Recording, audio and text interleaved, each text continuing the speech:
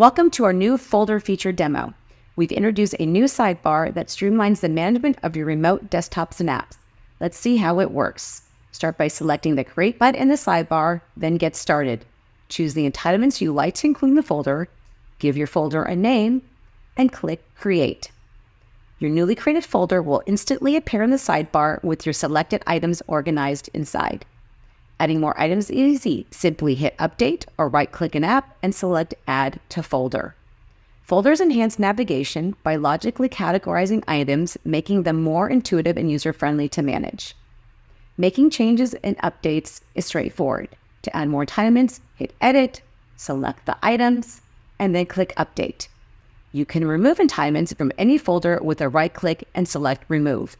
Don't worry, any items in a deleted folder will automatically move back to their original location.